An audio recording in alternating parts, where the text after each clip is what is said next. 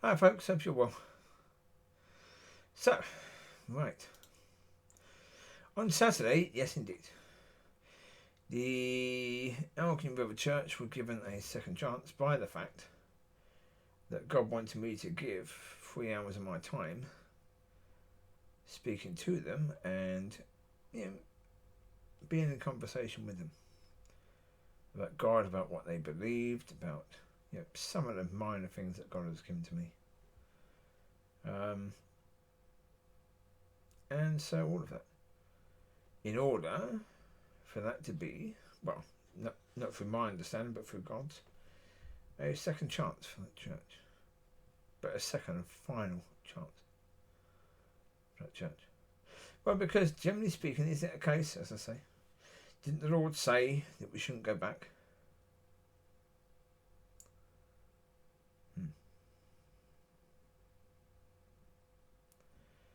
And so therefore, yes, having them now prove that I wasted my time with them,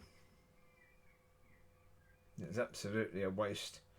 3 hours of my time completely wasted trying to speak to these people who have no desire for God whatsoever. Okay. No, as I say, what they want to do is they want to do church. They want to do church. That's why, when I talked to him about his Easter thing, he said, well, they won't be there at Easter because they are having an Easter service. And I said about the Passion, are you showing that? He said, no, there's a film about a German person who was a pastor during the Second World War. He wants to see that film and he might show that. Okay. You do know you have the Passion of the Christ, which is, it's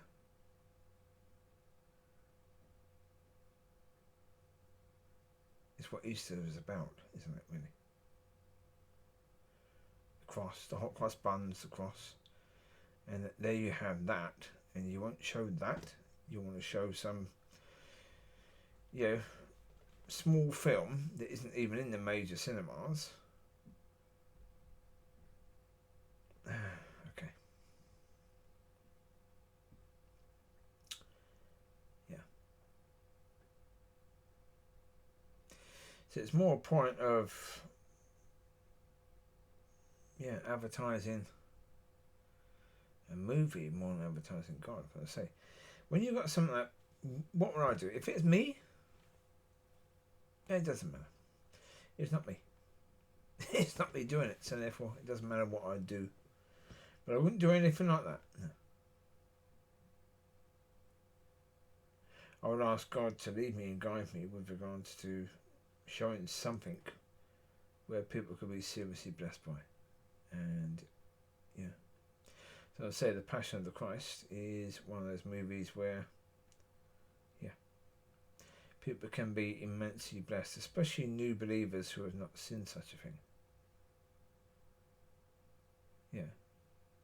They're hearing it, but seeing it in a way like that, put down on film and in such a way,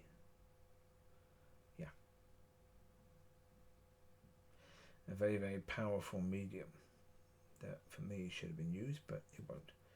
And so there you go. I will watch it on Easter, but no one else will be watching it with me. Well, unless Yeshua wants to join me. But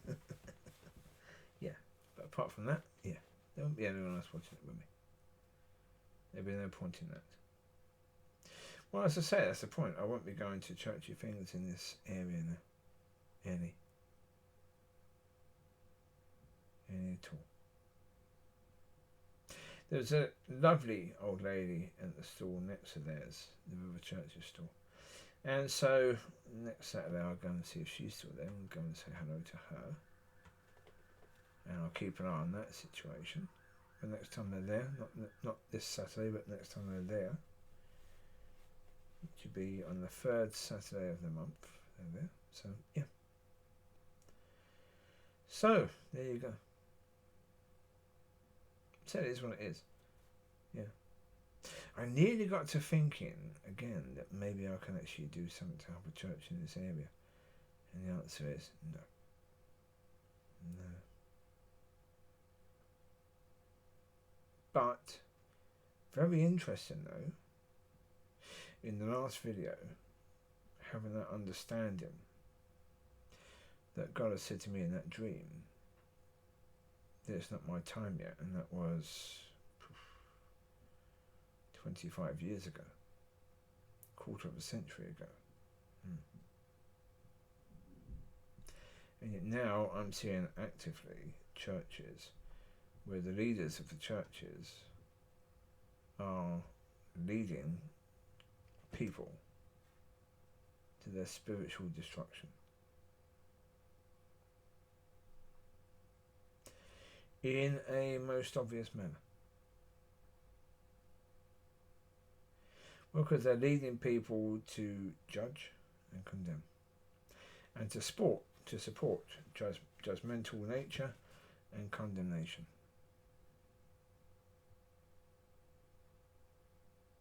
Which is the thing that will delete you from being covered. And put you in a position where you are no longer remembered or forgotten. Any good deed you've done is now forgotten. So, now as I say, I don't look at that, I don't feel any bitterness towards those people, from my point of view, for banning me. They should feel bitterness towards themselves. I don't feel any. No. As I say, the reality is I have tea, I have coffee, I have food. If I want fellowship with people eating, I can go to any cafe and get that. I don't need to go to the tea and coffee morning of River Church or of the Elgin Community Church of Rick to get that. In both places, speaking about God is not welcome. Speaking about what God has been speaking to you about, not welcome. Speaking about the beautiful things that God is doing now, not welcome. I'd imagine there'd be a damn sight more welcome in, coffee shops around the area.